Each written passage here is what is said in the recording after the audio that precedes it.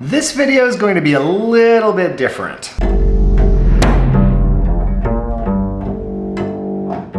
What's going on? It's Jason Heath and we are renovating. So we are out of the old place. It's being demolished right now, kind of a scary word. And we're staying with some wonderful friends here in the East Bay. So there's construction going on over there. The interstate's back there. My bass is at Davies Symphony Hall stashed away for a gig that starts this week. And this is an excuse to dig into a topic that my friend, the wonderful bassist Joseph Conyers, got into in a recent Bass World issue. Now, if you're not familiar with Bass World, it is the print publication from the International Society of Bassists. It is the only print magazine about double bass. I even did a walkthrough, talk about a nerdy video, going through Bass World several years ago. Joe did an interview for Bass World with Tiffany Freeman, and there were a few lines that caught my attention. I just love the way that Joe puts certain concepts. And one in this article is that of a sound engineer. I'll read what Tiffany asked was, what are the foundations of bass? And what do you place importance on when you are teaching? And then Joe's wonderful reply is, if I ask any of my students the question, what's the goal of every string player? They'll know exactly what that answer is, which is to get the string to vibrate at its fundamental. That is our job. In that regard, we are sound engineers. And I love that phrase, sound engineers. It reminds me of an interview that Joe did with the wonderful Jeff Chalmers of Discover Double Bass. Joe has a few courses out with them. I've got some courses out with them too.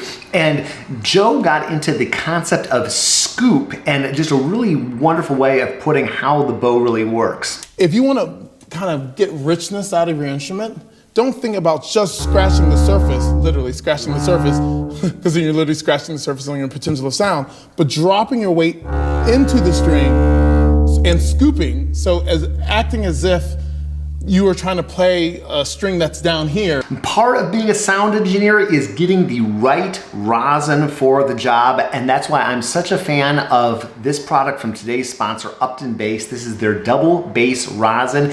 It is very similar to Pops with a little bit of a Swedish kick. I like to say a little Carlson or Nyman's in there. It comes in a container very similar to Pops, the little ketchup container you're used to. I have been getting great results in various weather conditions. I've tried it when it's really hot out. I've tried it when it's a little cold over here on this side of the bay these days.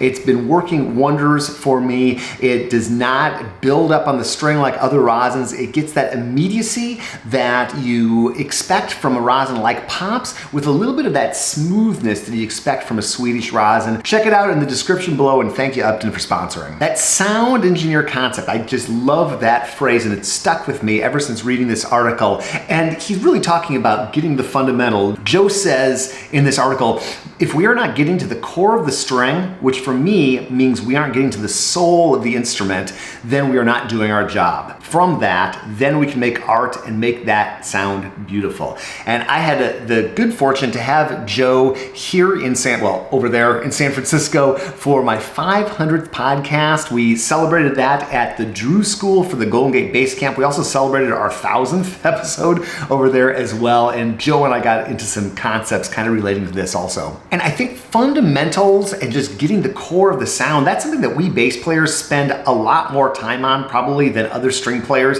The line I use probably too frequently is the default nature of the bass is not to get the fundamental. I don't know if that totally makes sense, but if you've ever tried to play a violin or a viola or a cello, you'll find that that string, if you get things set up right and your bow is straight and you have a little bit of proper instruction, you'll get that string speaking.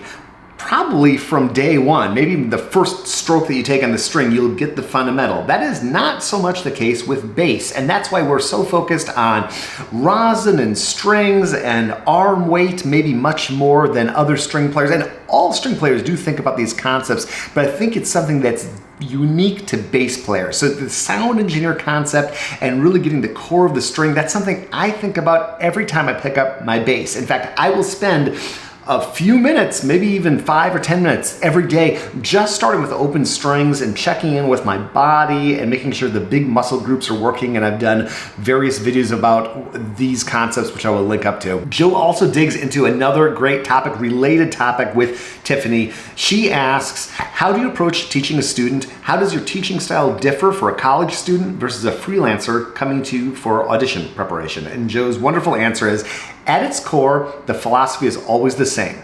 I'm always looking for the sound, because the sound is most important. As sound engineers, we learn to curate the correct sound by usage of the bow so that we get the sound needed for whatever piece we're playing. Beautiful, beautiful, beautiful. So if you are not a member of the International Society of Bassists, join. Why not? It's great. I've been a member for 30 plus years at this point. I've gotten all of these bass worlds and journals, and I get so much out of them. You can read the full interview if you are a member. And thank you so much for watching this a little bit different video. I promise my bass will be back in the future. We'll see you in the next one. My good friend in the corner, trusty as always.